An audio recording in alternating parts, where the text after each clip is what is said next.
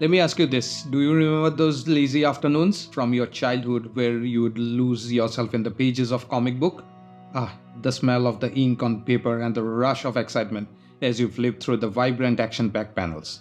It was pure magic, wasn't it? Very recently, there was a book fair going on in my city and I got hold of this. I don't know about you, but for me, comic book weren't just stories on paper. They were portal to other worlds where ordinary kids would become extraordinary heroes. I thought why not create something with the same theme, so today we are going to turn this image into a poster like this. So without wasting any more time, let's get to work. Hello everyone, my name is Didi and this channel is all about designing in Photoshop and sharing the process with you.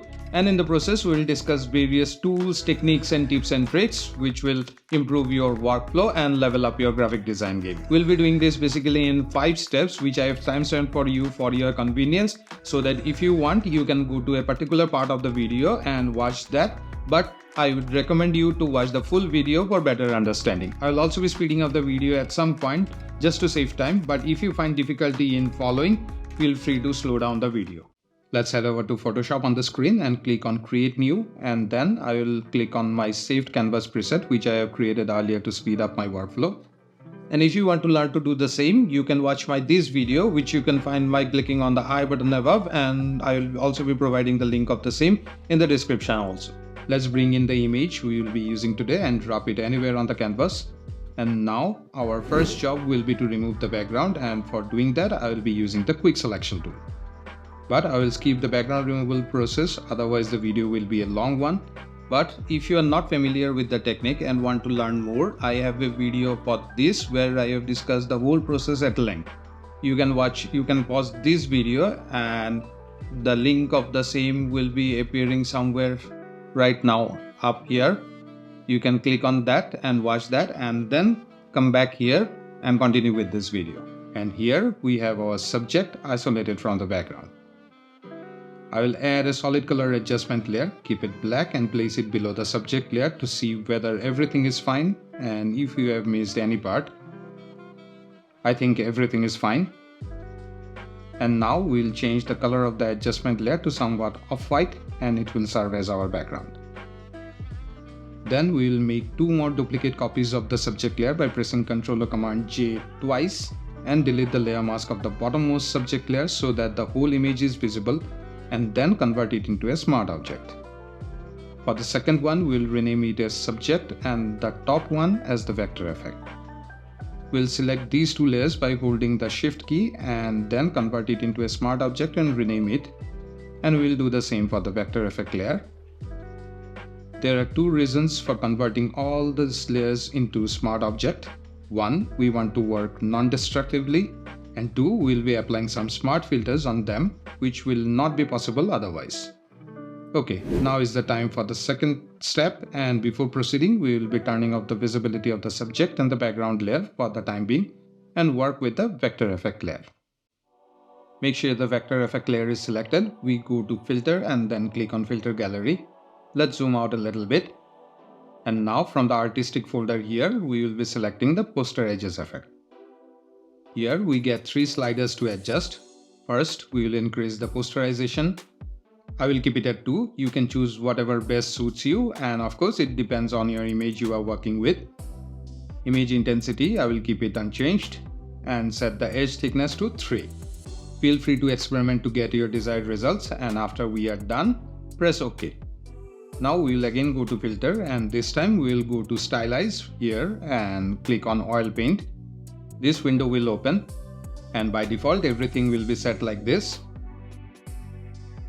We'll increase the stylization and also the cleanliness, and you will notice that the edges and strokes on your image becoming smooth. Since lighting here is turned off, changing the values of these 2 sliders will not have any effect. I will be going with these values and hit OK to apply it. And now to add a little bit of sharpness to the image, we will apply another filter which we can find here in Sharpen and click on Unsharp Mask. And then adjust these sliders to achieve our desired results.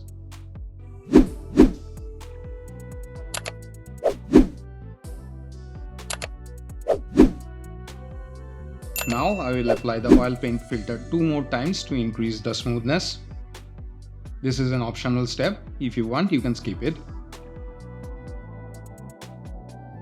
We'll make another duplicate copy of the vector layer and delete the filters by clicking and dragging the smart filter here and drop it in the bin right here, and again go to filter and click on filter gallery, and this time increase the edge intensity and lower the posterization all the way to 0.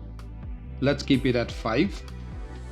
What it will do is add black lines along the edges. Hit OK. We'll add the oil paint filter one more time to smoothen these black lines as well. Bring the stylization all the way up and hit OK. And then we'll change the blend mode of this layer to overlay. You can also adjust the opacity of the layer to get the desired visibility. I will set to around 60%. You can see the difference. We'll rename the layer as black lines. Let's make the opacity 80%. We'll again make another copies of the black line layer and delete the filters. And this time we'll go to filter, then others, and then click on high pass and adjust the slider. And then adjust its opacity to 70%. We'll then select all these 3 layers and convert it into a smart object and rename the layers as Comic Vec-terrific. Here I want to emphasize one thing. It becomes really important to rename the layers while we are working with so many layers. More the complex our project, the greater the need of organizing. Otherwise it will be very difficult to keep track of everything and our workflow will be slow and messy. Okay, coming back to our project now, we'll add a vibrance adjustment layer. We'll bring up the vibrance to 100%. What it does is increase the saturation without affecting or changing the skin tones, and increase the saturation a little bit, which will affect the overall image. Then we'll also add a levels adjustment layer to give it a little bit of contrast. Let's turn back on the visibility of the layer 0, which has got the whole image. Let's first rename it as image. And now you can see that the adjustment layers are affecting all the layers beneath it, but we don't want that. We want them to only affect our vector layer, so we have to clip them. And how do we do that? We hold the Alt or Option button and take the cursor in between the layers like this, and when the cursor changes to this, just click and the adjustment layer will be clipped to the layer beneath and will not affect any other layers down the line. Do the same for the levels layer also, and now the image layer is just as earlier. But I want the image to be little bright and contrasty, so we're gonna add a levels adjustment layer above it and clip it and do the adjustments. And now we will be moving on to the next step, where we'll be adding some shapes and do some layer masking. I want to add a shape just above the image layer, so I will be selecting the layer and take the ellipse tool, and by holding the shift key, click and drag to draw. Holding the shift key will make it a circle. Go back to the move tool and drag to position it wherever you want. I will place it here. Here, if you see, the ellipse layer is also clipped to the image layer. This is because we have placed it in between the clipped layer. We don't want that, so I'll just drag it above the adjustment layer, and holding the Alt or Option key and clicking in between, we'll unclip it. Now we'll make a selection of the ellipse layer by holding the Ctrl or Command button and clicking on the icon of the ellipse layer here. Then select the image layer and add a layer mask to it to hide everything except the area beneath the circle. But we see nothing of the image layer. This is because the visibility of the circle layer is turned on, and now if we turn it off, the masked image layer is visible. Now we'll move this circle layer all the way to the top and change its fill color to none and add a stroke color so that it appears like a round frame. I want our model's hand to be above the frame. To do that, we'll add a layer mask to the ellipse layer and grab the brush tool. Right click anywhere to open the brush settings and select the soft round brush. Change the foreground color to black by pressing the X key and simply paint over the areas to hide behind the mask. Now let's turn on the visibility of the subject layer, and what we are going to do is to make this part of our model inside the circle to be the original image, not the vector. To do that, we will select the vector layer and add a layer mask to it. Then we make the selection of the ellipse layer by holding the controller command button and clicking on the icon. Make sure the layer mask of the vector layer is selected. Again, take the brush tool. Black is already our foreground color and we will start painting inside the circle. You can observe that our brush is not painting outside the circle even if we are taking it outside. This is because we already made the selection and that will confine the brush to the inside of the circle. Our subject appears to be a little bit dull in comparison to the other elements in the poster. So we'll add a levels adjustment layer and clip it to the subject layer and adjust a little bit to brighten it up.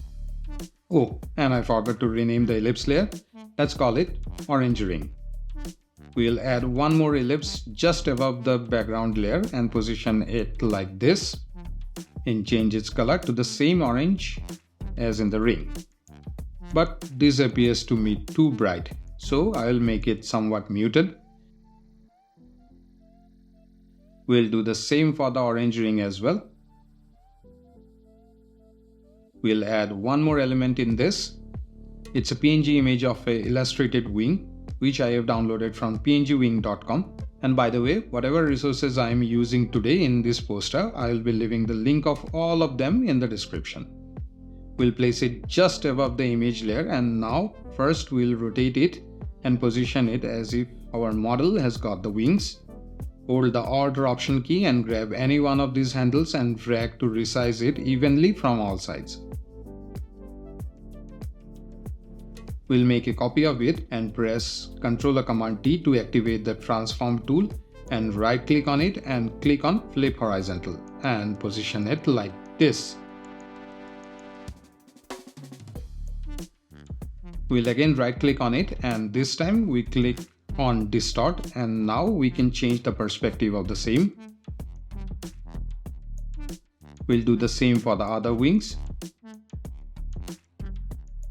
And now we'll select both the wing layers and convert them into a smart object and change its blend mode to multiply. If you want to do some alterations to the wing individually, we can do so by double clicking on the icon of the wing layer, and since it's a smart object now, it will open in a new canvas. We can make whatever changes we like here and then press Ctrl or Command S to save it and the changes will be automatically updated in our main canvas. Okay, let's change the blend mode of the wing layer back to the normal and now I want to add a color to the wings and we can do that by adding a solid color adjustment layer just above the wing layer. Change it to a desired color. I'll be selecting a shade of yellow and then clip it to the wings layer and then change its blend mode to multiply. We can also adjust the opacity of the color layer if you want. And now to complete the effect, we'll add a texture layer and place it at the top of all the layers. Adjust the opacity a little bit. Now if you watch closely, you can see that the texture is also applied on this area, which I don't want. So I will first make a selection of the orange ring layer. Okay, let's rename the texture layer as halftone texture and add a layer mask to it. But this is just the opposite what we want. So we have to press Ctrl or Command I to inverse this mask and it's done. And we'll be clicking on the levels layer here. Hold the Shift key and then click on the ellipse layer and it will select all the layers in between. And now we press Ctrl or Command G to group them together and rename the group as Subject Composite. One thing I forgot to add, so we'll add the Subject Composite group and select the subject layer and double click here on the blank space to open the layer style dialog box and check on drop shadow here to add a shadow. To adjust the shadow, click here on the drop shadow and now you can adjust the opacity and size of the shadow from here. You can also position the shadow like this. When you are done, click OK. And now in our last step, we will be adding some text. To do that, click on the text tool here and click anywhere on the canvas to add the text. I'll be adding a single alphabet F. Increase the size. I'm using a font called Poppins. It's absolutely free and available on Google Fonts. We'll hold down the Alt or Option button, and when you hover over the text like this, the cursor will change to something like this. Just click and drag to make a duplicate of it and double click to edit it. I'll be adding some more letters in the same way.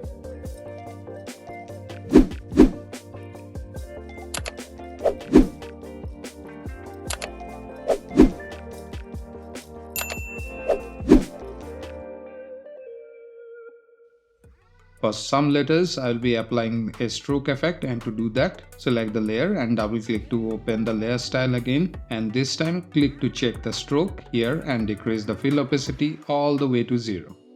You can adjust the size of the strokes from here. I want to have the same effect on 2 more texts, and for doing that, let me show you a trick. Hold the Alt or Option button again and click and hold the stroke here and drop it to the layer you want to apply, and then double click to open the layer styles and bring down the fill opacity, and we have the exactly same effect as earlier. We'll group all the individual letters together and rename the group.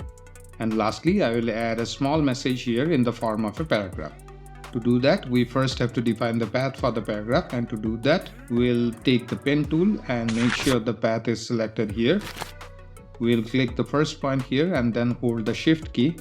This will make our path straight with the first point.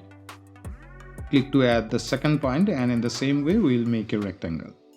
After completing the path, we will take the text tool, and now when we bring the cursor inside the rectangle, you will notice that the cursor has changed. Just click and the text will be confined within the rectangle path like this, and we can edit it as we want. I will paste my text here, which is a quote which I found somewhere and written it down. For this text, I am using a font called Permanent Marker, which to some extent resembles with the font used in comic books. We'll find the download link in the description. This text layer is placed inside the Freedom Text group. We'll bring it outside the group, and I will add the finishing touch. For that, I will take the rectangular marquee tool and draw a rectangular selection like this. Select the layer mask of the halftone texture layer. Grab the brush tool. Black is already our foreground color, and we'll paint like this to hide this part behind the mask. And with this, our poster for today is complete.